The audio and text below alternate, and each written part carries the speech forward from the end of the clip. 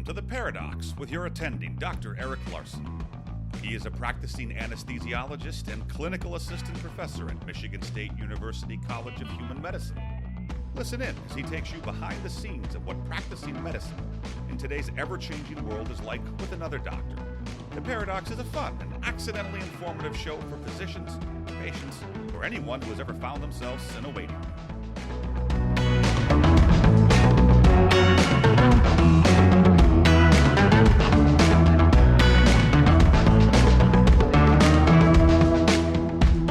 Well, hi, I'm here with my friend Keith Smith. Dr. Smith's the owner and director of the Surgery Center of Oklahoma in Oklahoma City. He's been there since 1997, the Oklahoma Surgery Center. He's also the co-founder of the Free Market Medical Association, and he was on previously episode 12 of The Paradox way back in the heady days pre-pandemic of 2018. So, Dr. Smith, thanks so much for coming back to The Paradox. Thanks for having me. Well, it's a delight to talk to you as it was before. And I want to just catch up with you because, well, things have changed a bit since we last spoke. Things are somewhat the same for you in the sense that you're still at the same surgery center, but how has the landscape changed for you, and how has business been for the Surgery Center of Oklahoma, up to the pandemic and then through the pandemic? Yeah, it's been a wild ride. All over the country, governors shut down elective cases. And so for a short period of time in Oklahoma, but for a longer period of time in surrounding states. Oklahoma has a good governor who actually shows moments of greatness. One of his moments of greatness, other than cooking hamburgers out in front of a PBM sign, was understanding that it was a mistake to shut down elective cases. So not long after he took bad advice and shut it down, which he realized I think was bad advice, he opened it back up. So Oklahoma, we were relatively open compared to surrounding states. For the time we were pretty shut down for elective cases, we continued to do what we thought of as urgent cases. So if someone had a breast mass with a bad family history, we did not consider that elective. If somebody had gallstones, we did not consider that elective. Anybody that's seen someone in the ICU with gallstone pancreatitis knows what that can look like. So we continued to do what we referred to in our own category as urgent cases.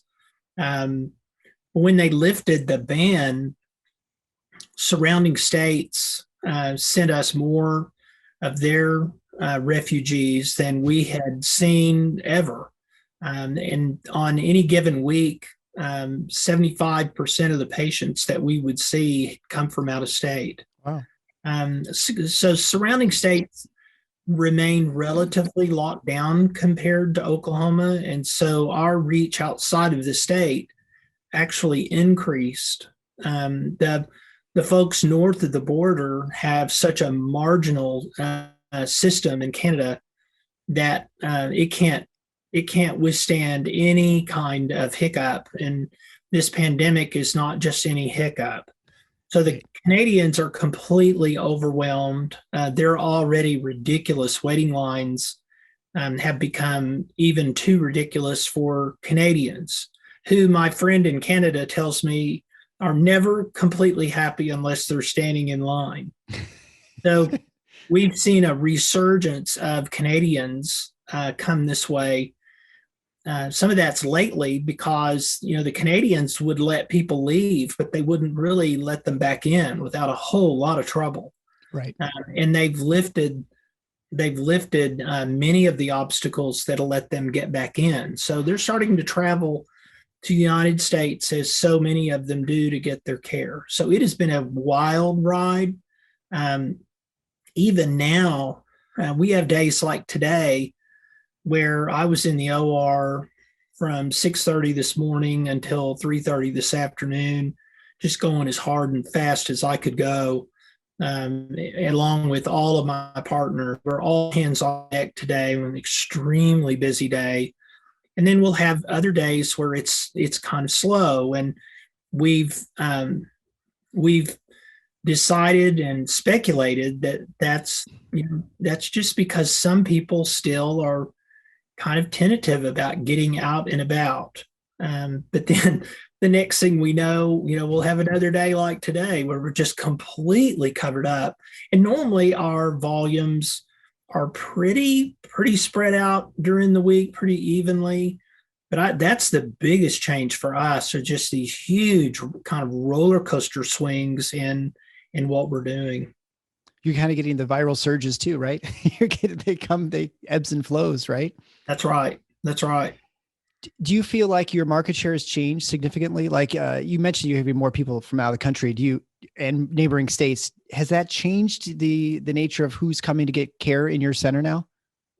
It has. My friend Jay Kempton, who runs the third-party administrator, the Kempton Group, whose idea it was to found the Free Market Medical Association, he speculated that when the dust settled, self-funded employers would run away from self-funding and toward the big carriers, that they would just bite the bullet and become fully insured, that this pandemic would bankrupt many of their self-funded plans.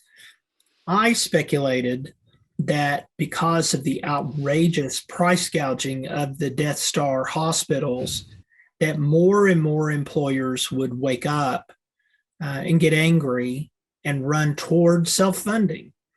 And we disagreed on that. And I think Jay has given me the nod. I think that my guess was correct. We see more and more self-funded employers that Jay and I refer to now as red-pilled.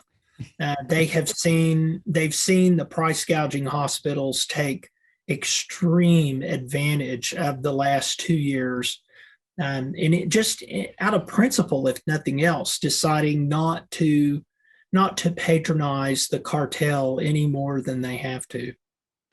Yeah, it's interesting. I had Ron Barshop on last episode from Primary Care Cures, and he has, he definitely talks to people who are doing direct contracting throughout the country, and his impression is similar to yours, that he feels like there's a momentum of sorts that is growing in this country, that people are moving towards more self-funding and just recognizing the tremendous cost savings that they can see. And I have the most vanilla run-of-the-mill sort of anesthesia group that exists, right? We just are traditional. We work at surgery centers, we work at hospitals, and we do mostly insurance-based care.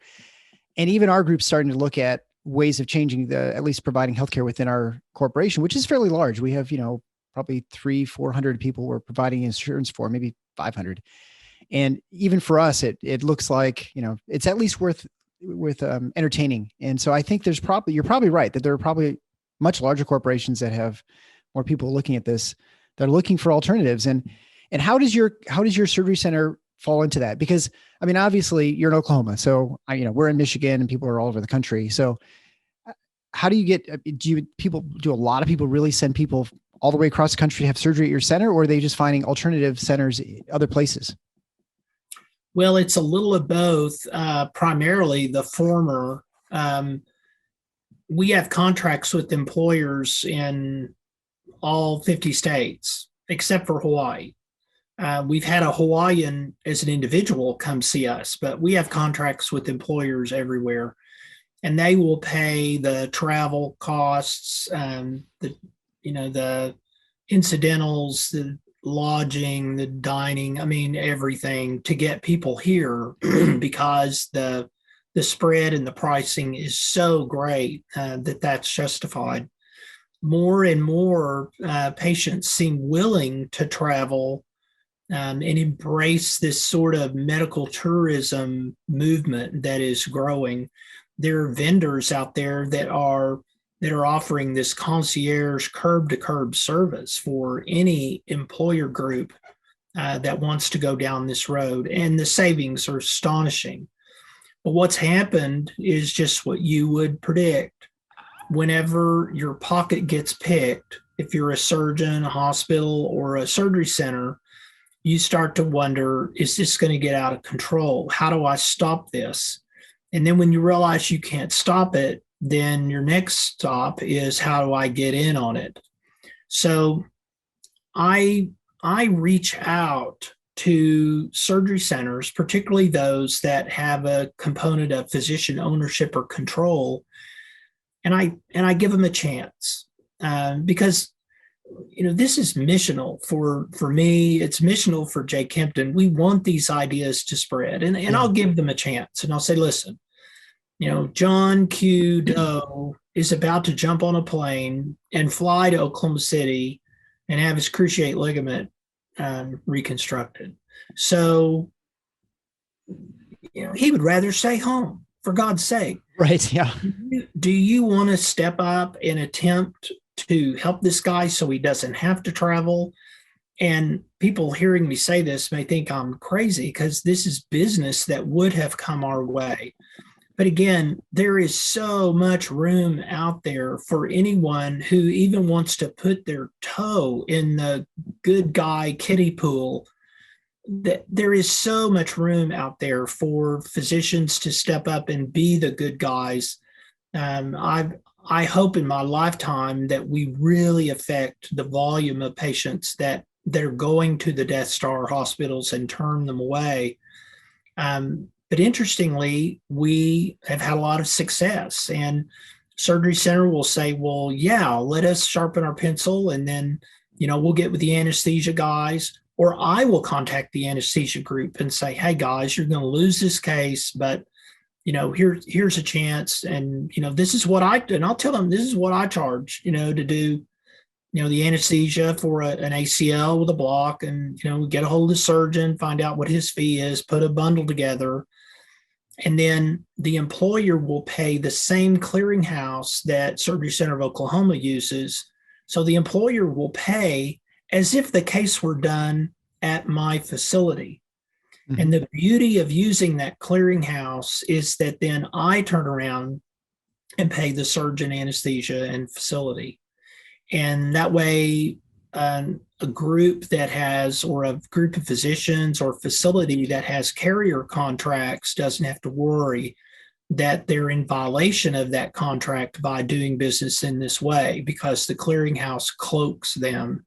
All that could ever be discovered is the bundled price, not the breakdown, because we hold that close to the vest. So yeah, we are seeing facilities step up to try to stem the flow of patients away from them, kind of stop the hemorrhage. And we help them do that. And many times we'll help them do that through the same clearinghouse that we use at Surgery Center of Oklahoma. And so this allows a surgery center to be sort of clear. It allows a surgery center to do traditional anesthetics and surgeries where they're using Blue Cross, Blue Shield, Aetna, whoever, but also having the ability to have direct contract with employers in the who want to self-fund, right? So that's right. And then I tell them, listen, if you want to connect with this employer directly and form your own clearinghouse, fire me and do it. But in the meantime, let me be your training wheels and help you get a taste of the good life, and then maybe it's contagious. And that's what we found.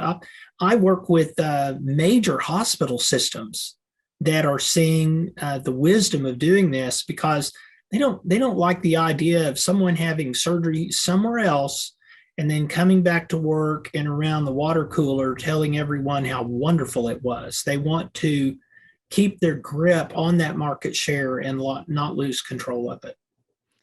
Yeah, some people would describe you as being one of the worst businessmen in America, that you're giving. Well, what's happened though is the goodwill that is created with the self-funded buyers out there is just logarithmic. And then they go out and they tell stories, and they tell other employers, and they tell their buddies they play golf with, and these guys, they're obviously not greedy. He's acting this way. They're probably not doing unnecessary surgery if he's shunning surgeries that we would otherwise send that way. And the movement grows and the wagons circle more completely around all these ideas, and we all get busier and we all benefit. So once again, the amount of available turf out there for the good guys is not likely to be completely occupied in our lifetime. Right. Well, and I think it's sort of like people ask me if they should start a podcast or something. I say, yeah, go for it. If you're to start a medical podcast, I love it. I mean, there are 700,000 of these things. It doesn't hurt to have a new voice, and maybe you provide something unique. And, again, there are plenty of people who listen to things, and I'm not concerned, and I'm more than happy to help people out as well. And, Sure. And I think, for someone who is not an ideologue, but someone who certainly wants to move things along, for your business model, you've either decided to franchise or not. And if you've decided not to franchise, then you want your model to be as popular as possible so that people feel comfortable when they're in your town too. Right. I mean, that's the other aspect of it that makes sense for everybody. Yeah. And I've decided not to franchise because that soils the model that I believe works best. If I franchise, that means I have a financial interest in someone else's surgery center where I don't work. And so I'm an invisible mouth that needs to be fed. And to the extent that I would be involved in a franchise, I would make that very facility that much less competitive with those who choose a more pure model. So that's why I've decided to just extend the clearinghouse services to those who want to jump in, but not have an ownership sort of interest or franchise interest in another facility. And of course, the other layer is you have the entire headache of running a bunch of other clinics and worrying if they're profitable and how their hiring and firing is going, all those sorts of things. It's bad enough having one facility, much less like 10. Yeah. Yeah, we have 117 surgeons at our facility now, and I don't know that I want Wow. I don't know that I want to deal with more than 117 surgeons. I mean, they're all good people, but that's not just something that happens. There are people who come in who I have to invite to leave after we've tried them out. Yep. There are people that we do not allow to come who really want to come. And, those are not fun conversations, but they're necessary conversations to make sure that we don't have any mercenaries on our staff. Right. But I've got my hands full doing that at our place. I don't know that I want to do that anywhere else. Completely. And I think anyone who goes into management and recognizes that that's the part that's not any fun. And yet that's the one that occupies a majority of your time. It's not the strategy and the building the business. It's the personnel issues, and having 117 surgeons is about 117 surgeons too many to deal with. And in my, speaking as an anesthesiologist. So that obviously naturally just moves us into the Free Market Medical Association. And actually, before I say that, for people who didn't listen to the early episode and aren't familiar with you, the unique thing about Surgical Center of Oklahoma, you're founded in 1997. So way before anyone had the ideas of doing anything like this, but that you're fully transparent. And I guess just give a quick little backdrop of, what you are and what makes you unique and why you decided to do something which even now it seems sort of radical, but at the time people must have thought you were crazy.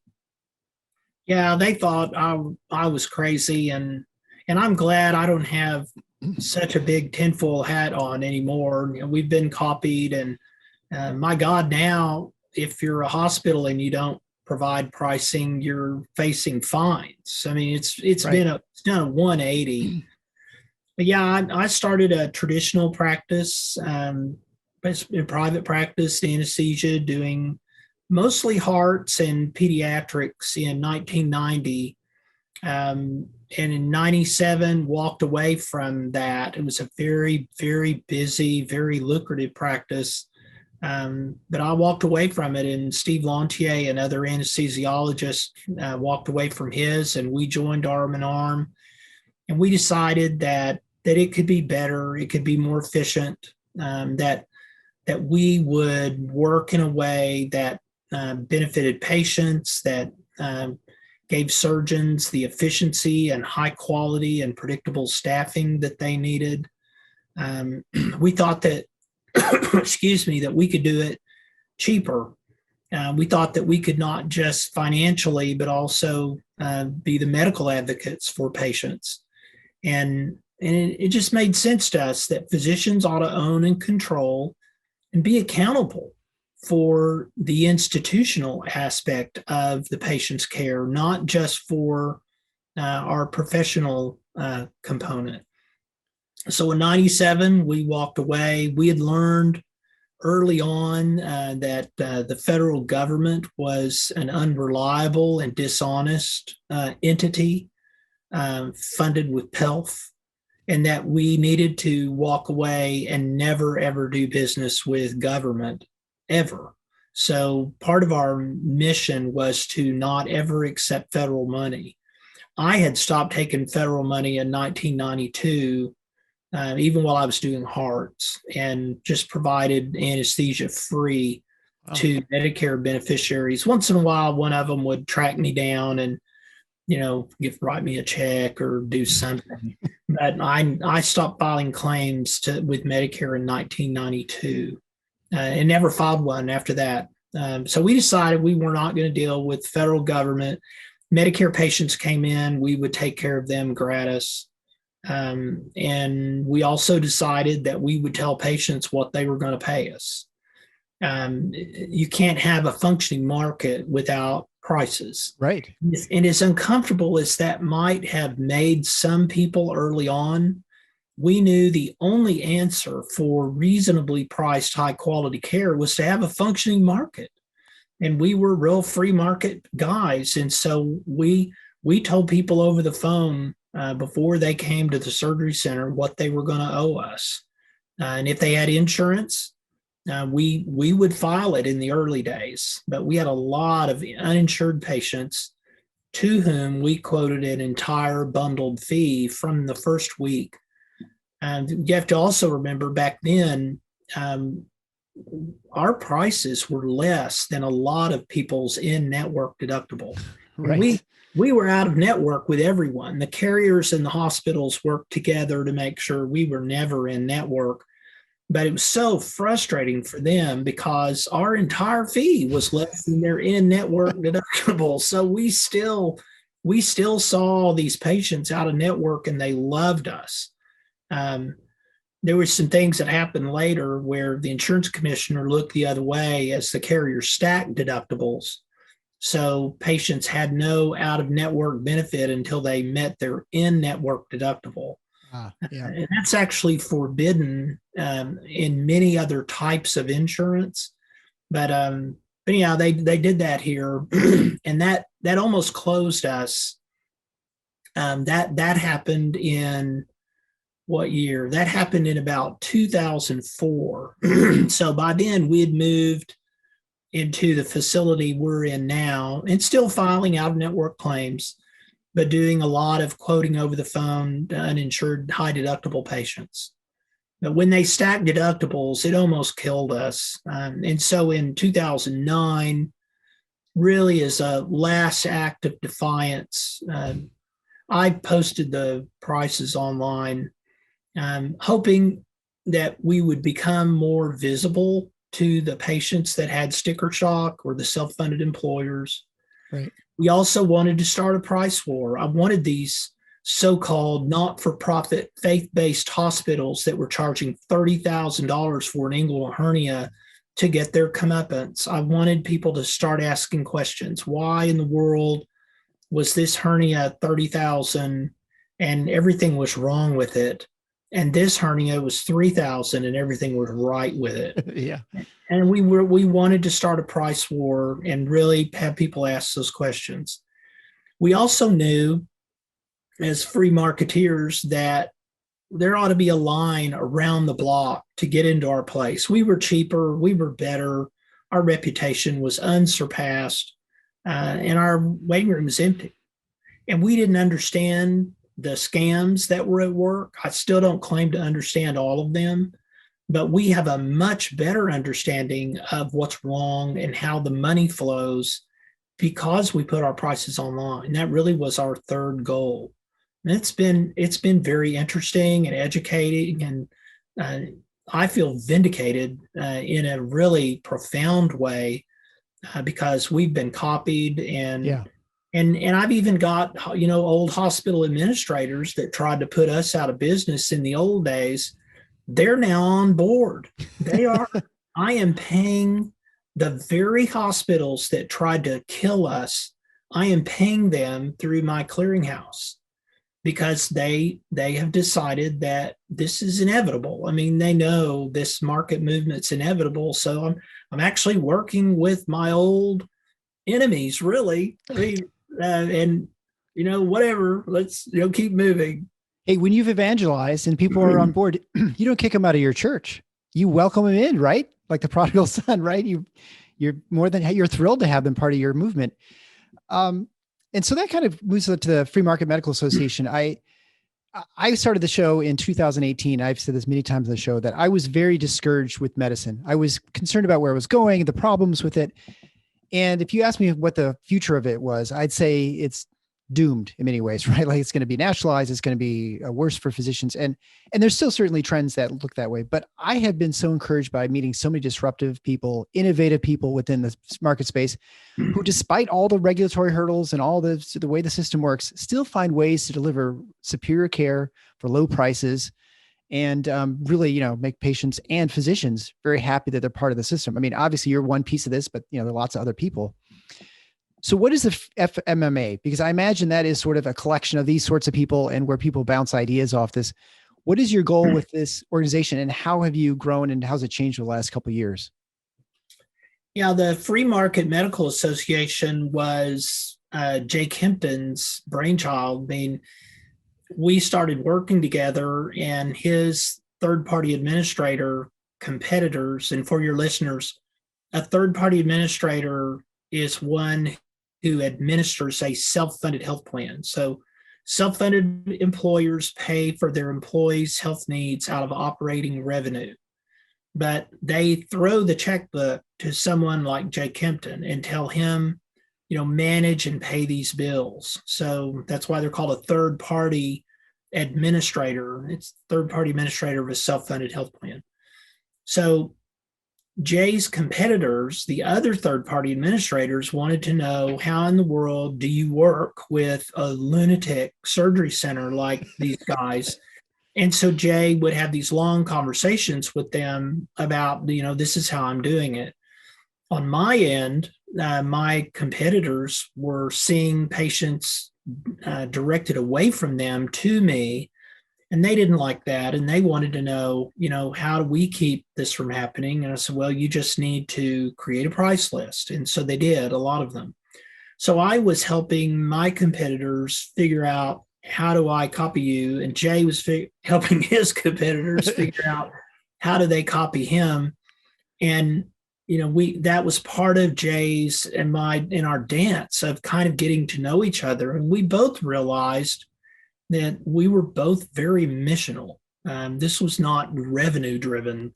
Right. We were both very missional. So Jay said, let's form an association and see if anyone shows up. And at the end of our first meeting, if we can get anyone to come, if we have to write a huge check, then we'll chalk it up to a bad idea. But if we can get people to pay us enough to support the meeting, then, maybe we have it another year. Well, that organization has brought third-party administrators, physicians, facility directors, stop-loss carriers, ERISA lawyers, direct primary care doctors and their organizations, think tanks, you name it. I mean, the room is full of everyone in the industry that is associated with self-funded plans, but also those who are dedicated to developing platforms for individuals to access high quality, reasonably priced care. And the organization has grown. 2 years ago, our keynote speaker was Ron Paul. And in Plano, a couple of months ago, our keynote speaker was Steve Forbes. So it's just become a real movement. And this Free Market Medical Association is an association that any physician who is remotely interested in these ideas should join. The meetings are very inspiring. A physician who's burnt out, who feels like the world's crashing in around them, will leave this meeting inspired, energized, ready to, ready to kind of look at things differently and try some things that are different. It's a wonderful organization. What's your, I guess, looking at the healthcare landscape right now, assuming the pandemic, people decide that it's over at some point, which, people are various sort of stages of letting go. Where do you see the U.S. healthcare system in, let's say, 5 to 10 years? I mean, do you see your movement as one that is, it feels like it has a foothold and that it's starting to grow. It's not an exponential, it's not logarithmic, but it's certainly, linear growth. Do you see that as becoming a bigger component, and then where do you see the barriers? I mean, obviously the big players are out there and they're going to not want to lose their market share. They'll lose their, lose their revenue streams, and they're going to fight this with, legislation and regulation and such. Where do you see things in the next couple of years? I'm actually very optimistic. And I have been for quite some time. Asked that question 2 or 3 years ago, I would have answered it the same way. As a student of the market, as a student of economics, Austrian economics in particular, I firmly believe that the market and its power and beauty is a much greater force than anything that the tyrants and goons can come up with in DC. So if once you begin to understand the power of mutually beneficial exchange and how both parties are enriched through that exchange, it becomes incredibly difficult to break individuals up or entities up that are doing business together in a way that both parties benefit. It's extremely powerful, and I think that the only issue I would take with your question is I think the growth is not linear. Okay. I think the growth is actually is logarithmic. When I look at the size of Jay Kempton's organization when he and I met, and the size of the Kempton Group now, and when I look at the size of captive organizations that we deal with, or even organizations that encompass municipalities that we deal with, those organizations have grown, and they've grown away from the traditional system. This is a very worrisome time for the Blue United Sigma Aetna crowd. This is a very worrisome time, I think, for the big hospital systems. They know that this market movement is inevitable. And witness to that, I'm doing business with big hospital systems with my clearinghouse. So, I tell people if a Canadian travels to Oklahoma City to have surgery, you don't really need to know anything else about the Canadian healthcare system. That I am buying services from major hospital systems in my area with my clearinghouse is all you need to know about their view of the inevitability of the market taking over. So once people are exposed to cheaper and better, it's really hard to get that horse back in the barn. So I remain optimistic. I'm not a fool. I'm not Rebecca from Sunnybrook Farm. I'm not naive. And I do know that the bad guys, the black hats, as Jay Kempton calls them, they're out there, they're active, they're always looking for ways to preserve the status quo. And as much as we like to slap them around in the hospitals and big pharma, it's really important everyone remember who the true evil bad actor is. And that's Uncle Sam. Uncle Sam grants all these favors to these cronies. And Uncle Sam always drives the getaway car in this heist. So we all have to remember it's the state. It's the state that is the truly evil actor that auctions off all the favors that have created this system that's not broken. The system works exactly like it was designed to, and that's to line the pockets of all the trash. Right. Well, and I think to your point, I look at, Trump passed some signed, I guess, executive orders on hospital transparency, and Biden's administration seems to like they're going to uphold those.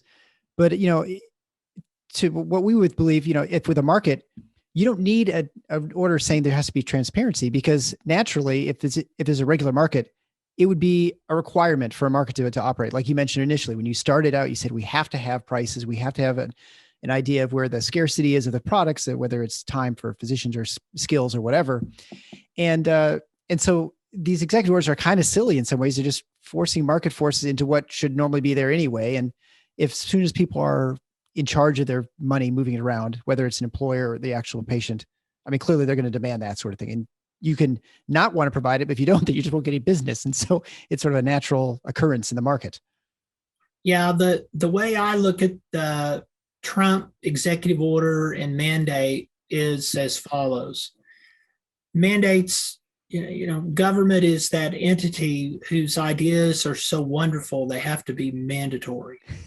So mandates are really bad for a couple of reasons. One is they provide unscrupulous legislators, which is basically all of them, an opportunity to sell exemptions. And I would argue that has been going on for some time, because the hospitals just shrugged and said, we'll just pay the fines. Well, if you're big enough to pay the fine, you've basically bought an exemption. Right. The other awful thing about the mandate is it created an opportunity for the cartel players to redefine the word transparency. And so now the definition of price transparency in this industry is, what is the patient's out of pocket?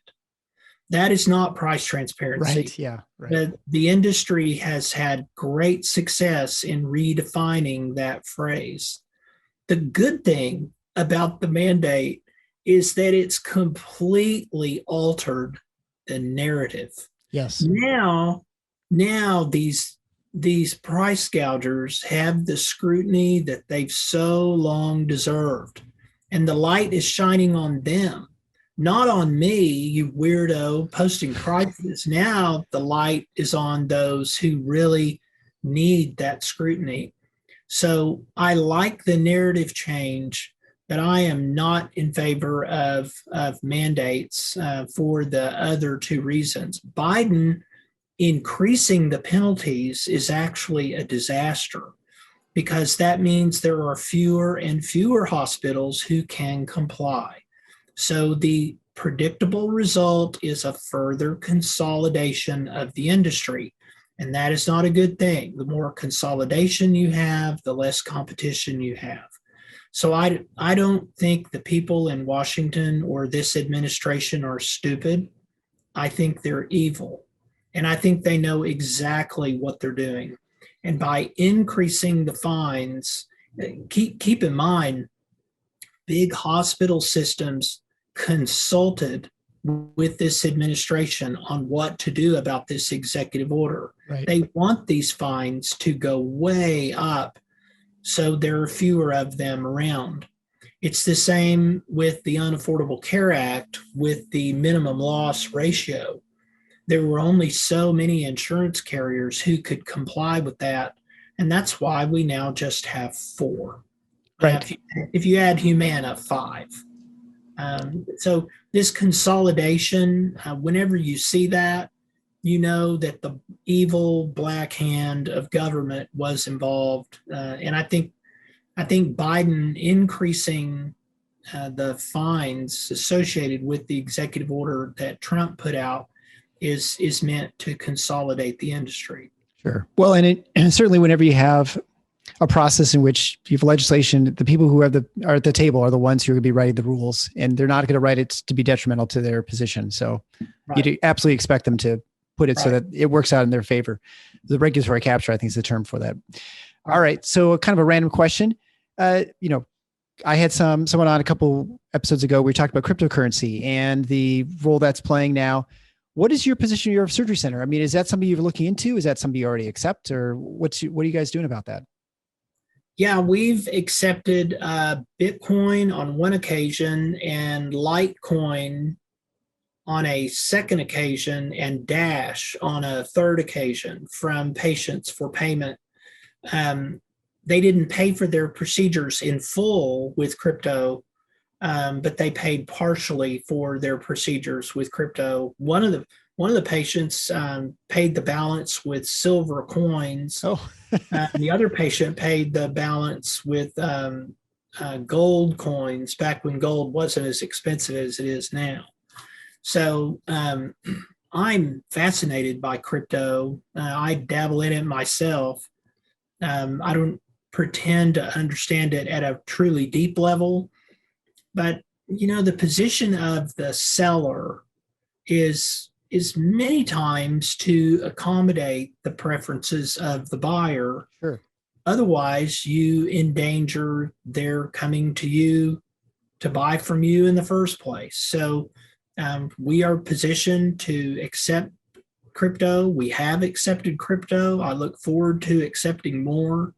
The first time we accepted Bitcoin, by the time I got around to exchanging it in order to pay all the parties involved in the care episode, it had gone up radically. And I thought I'll just leave it alone. And I forgot about it for about 3 years. Oh. And then it just went insanely up. So that was a good move. I opened up my Coinbase account. I'd forgotten about associated with the surgery center and just shook my head. So yeah, I'm a fan of crypto. I think anyone that dabbles in crypto or in precious metals is making a bet against government and its counterfeit currency. And I think that is a good bet. Government continues to debase the dollar with all of the printing. So I think a bet on crypto or for precious metals is a bet against the dollar. And I think over time, that's a very good bet. I'm always fascinated when crypto goes way up and gold falls. That is a very strange thing to me, but something I watch and I think is very interesting. Yeah, certainly. I don't understand a lot of the things. I imagine a lot of it has to do with the maturity of the market and how liquid it is, or how, what sort of investors are in it versus institutional versus retail stuff. Again, I don't understand, but, I have people ask me all the time, like, I don't understand it. I sort of understand, but, I don't really know how a credit card works, to be honest. I mean, I kind of vaguely know, but I don't really need to know. I don't need to know how my car works, except that when I turn the key and I put gas in it, it runs. So, some things that you don't really need to know. Is finally, when it comes to a surgery center, let's say a surgery center is out there, someone's listening right now and they're like, this seems intriguing. We're an independent center. Can you just dabble in this? What's the first step? Because you mentioned that there's a clearinghouse. Is that something that just reaches out to you or finds some third-party administrator and said, hey, we're interested in maybe doing this and see if we can get some business that's in town? Yeah, I would encourage anyone that's interested in dabbling in this to join the Free Market Medical Association. Reach out to me. My email is all over the website. It is. Look at a website, atlasbillingcompany.com, and know that if you want to post a price or 10 or 20 or all of your pricing in complete anonymity, that you can do so there. Oh. And I will post the prices there for you. If you're a member of the Free Market Medical Association, the same is true on the Shop Health tab on the website. So if someone's interested and they want to say, let's just dabble in this, and we're pretty comfortable putting a price on an adenoidectomy. We're pretty comfortable putting a price on a Brostrom ankle reconstruction, then email it to me. I will post it for you. And then if you're not comfortable with the mechanics after that, then you can have the patients directed to our clearinghouse. They can pay the clearinghouse, and then I'll turn around and pay everyone involved in the care episode. That's how that clearinghouse works. And then 10 or 20 episodes like that. And then someone's no longer the same. They've been transformed once they have dabbled and played in this. And then they start thinking, whoa, we can do this ourselves. And that's when I encourage them to fire me. But I love getting people started. We have people who never want to fire us, and they want the clearinghouse on board to help them going forward. But that's what I would do. It's really that easy. Well, that sounds great. Well, Dr. Smith, thanks so much for being on the show. Where would people find out your writings and what you're up to keep track of you, like in social media? Well, the Surgery Center of Oklahoma has a Facebook page. The Twitter page for Surgery Center OK is more active than Facebook these days. I'm on LinkedIn. My email's all over the website. The website is surgerycenterok.com. There's a link to my blog. I don't know, I've got over 100 videos that I've put on that blog. There's also a media tab that is some of the interviews that I've done on national television. The Free Market Medical Association, fmma.org, is a great resource for people that want to know more. And I'm going to look forward to having as many physicians involved in this movement as possible. The anesthesiologists are key. They should run every ASC in this country. And if anesthesia controls and runs the surgery center, I believe that it becomes much more lean and much more difficult for the Death Star hospitals to compete with.